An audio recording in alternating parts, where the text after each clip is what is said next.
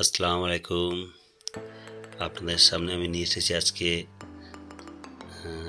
একদম বাড়িতে homemade mutton biryani, সঙ্গে মাটন চাপও হয়ে যাবে। আর মাটন বিরিয়ানি আপনারা দেখতে থাকুন। আগে আমি এখন বাগানে চলে এসেছি। এখানে পুদিনা পাতা আছে, আমি পুদিনা পাতা তুলবো। আপনারা দেখেন সেই পুদিনা পাতা এখানে, এই যে আমার বাগানে পুদিনা পাতা হয়েছে। আমি এখান থেকে পুদিনা পাতা নিয়ে যাব, যেটা আমাদের মাটনে লাগবে। এখানে দেখো আমার নিজস্ব পুদিনা গাছ।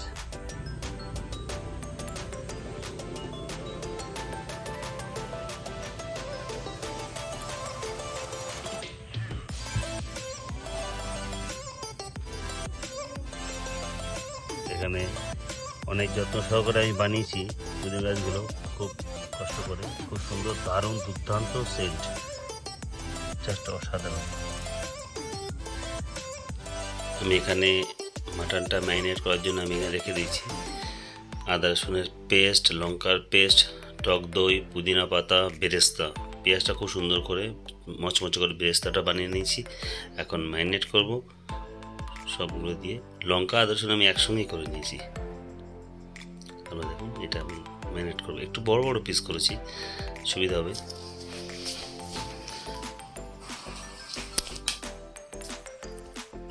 দেখুন মশলাগুলো। আর একটা হোমমেড আমার পার্সোনাল মশলা আছে, যেটা আমি বানিয়েছি। এখন বলছি না, আপনারা যদি জানতে চান এই মশলাটা কী আছে, আমি আপনার কমেন্টে জানাবেন। আমি চেষ্টা করব আপনাদের দেখানোর এই মশলাটা কী আছে। সঙ্গে বিরিয়ানির মশলাও আমি আলাদা করে বানাই বাড়িতে, সেটাও দেখাবো। এখানে আমি লঙ্কা আদা রসুনের পেস্টটা ওর ভিতরে দিয়ে দিয়েছি, দিয়ে ম্যারিনেট করেছি। একটা একটা করে দেবো। টক দই, বেরেস্তা, পুদিনা আমি একটা একটা করে দেবো।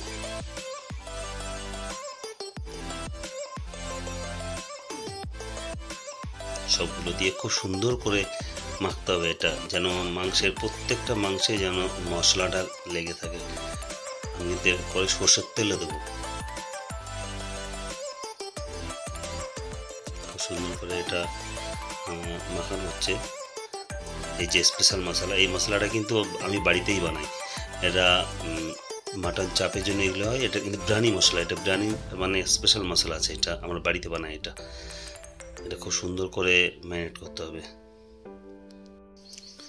আমি কিন্তু মাটনটা এখানে ম্যারিনেট করছি।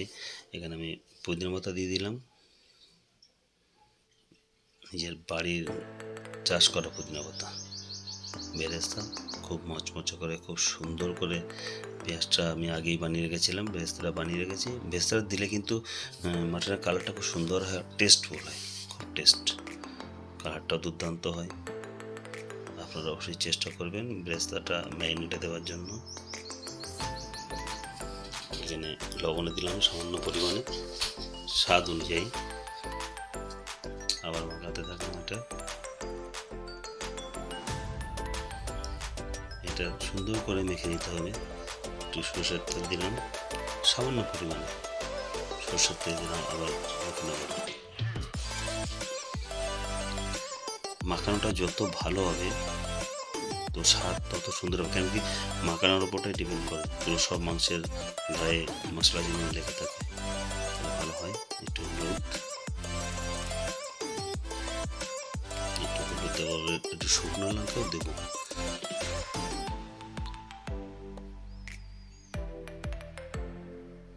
দিয়ে আবার মেখে নেব।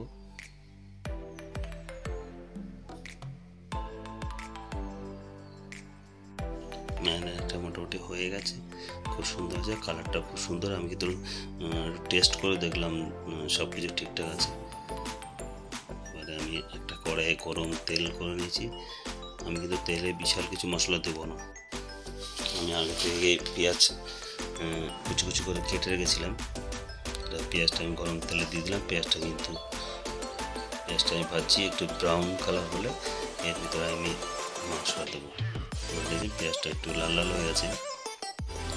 এবারে আমার ম্যারিনেটটা করে রেখেছিলাম 2 ঘন্টা ম্যারিনেট রাখার পরে আমি কিন্তু এবারে বানাচ্ছিলাম। এবারে অল্প অল্প করে আমি বানানোর জন্য প্রস্তুত করে রাখলাম। পেঁয়াজটা লাল হয়ে যাওয়ার পরে মাংসগুলো আমি সব দিয়ে দিলাম এই তেলের ভিতরে, কড়াইয়ে। এটা এবারে কষছি, এটা কষে বানাতে হবে। আপনার গ্যাসটা কিন্তু আস্তে দেবেন অবশ্যই। কষে নিলাম, আপনারা কিন্তু জল দেবেন না। আমার গ্যাসের একটা ওভেনে কিন্তু আমি গরম জল রেডি করছি ভাতের জন্য। ভাতটা কিন্তু আমি আগের থেকেই 40 মিনিট আগেই আমি চালটা ভিজিয়ে রেখেছিলাম। একদিকে ভাত হবে, একদিকে মাংস হবে। মাংসটা হচ্ছে এদিকে দেখেন, ওদিকে ভাতের এটাও চলছে একসঙ্গে। এখানে 3টে ওভেন আছে, যেহেতু আমার তাড়াতাড়ি হয়ে যাবে সব কিছু। আমি চালটা ভেজানো চালটা গরম জল ফুটছিল তার ভিতর দিয়ে দিলাম, দিয়ে আমি 80% ভাতটা হওয়ার পরে নামিয়ে নিলাম। নামিয়ে নিয়ে জলটা ঝরিলাম, উপর থেকে আমি সাদা তেল দিয়ে দিয়েছিলাম যাতে ভাতটা ছাড়া ছাড়া হয়ে খুব সুন্দর হয়। দেখেন এবার বিরিয়ানির জন্য কিন্তু রেডি হবে,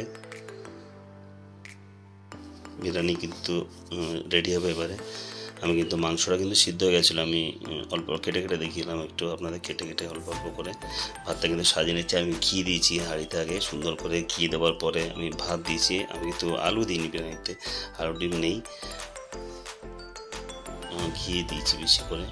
উপরে ভাতটা দিয়েছি, ভাতের উপরে আমি মাটনটা দিয়ে দিয়েছি।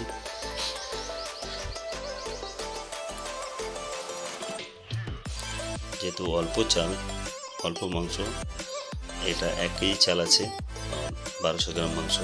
এখানে কিন্তু আমি মিঠা আতর, কেওড়া জল সব একসঙ্গে দিয়েছি। দিয়ে আমি ভাতের উপর দিলাম, একটা হোমমেড মশলা আছে ওটা আমি দিয়েছি ভাতের উপরে, দিয়ে একটা লেয়ার বানিয়েছি, 2টো লেয়ার বানিয়ে ওপর সব সম্পূর্ণ ভাতটা দিয়ে দিলাম। দিয়ে ওপর থেকে আবার ঘি দিলাম আর একটু মশলা।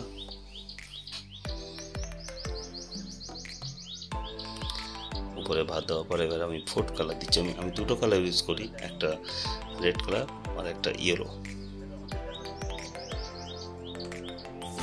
দিচ্ছেন, সেটাই।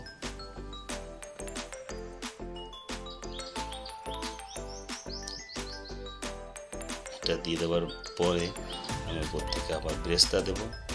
এগুলো আমি আগের থেকেই বানিয়ে রেখেছিলাম। বেরেস্তাটা ইয়েলো কালার দেওয়া হয়ে গেছে।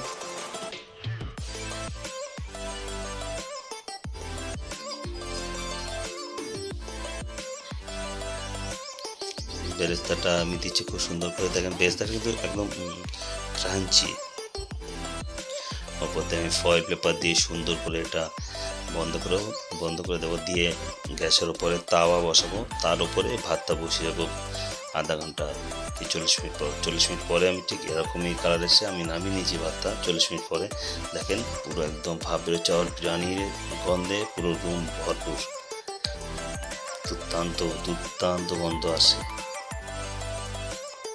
হয়ে গেছে আমার বিরিয়ানি, আমরা এবারে খেতে বসবো, খাবো যাবে, আপনাদের সেটা দেখাচ্ছি। দেখেন কত সুন্দর ঝরঝরে ভাত, একদম হোমমেড বিরিয়ানি, কোনো রকম বেশি মশলা নেই, খুব সুন্দর।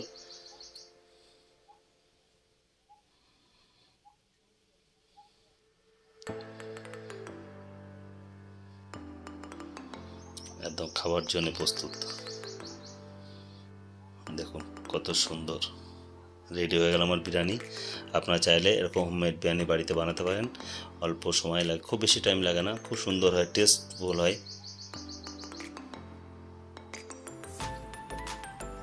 মাটন বিরিয়ানি আপনারা এইভাবে বাড়িতে বানাবেন, খুব ভালো হবে। আর সঙ্গে আমি একটু আজকে রায়তাও বানিয়েছি, রায়তাতে একটু টক দই, পেঁয়াজ, একটু লঙ্কা, একটু হোমমেড মশলা স্পেশাল দিয়ে আমি রায়তা বানিয়েছি। এখানে মটন যেটা বানিয়েছিলাম আলাদা করে একটু মটন চাপটাও আমি তুলে রেখেছিলাম।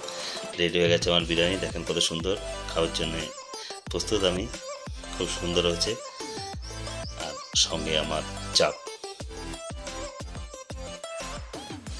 দেখলেন আমার সম্পূর্ণ ভিডিওটা, অসাধারণ। থ্যাংক ইউ সো মাচ ভিডিওটা দেখার জন্য। সবাই খুব ভালো থাকবেন, সুস্থ থাকবেন।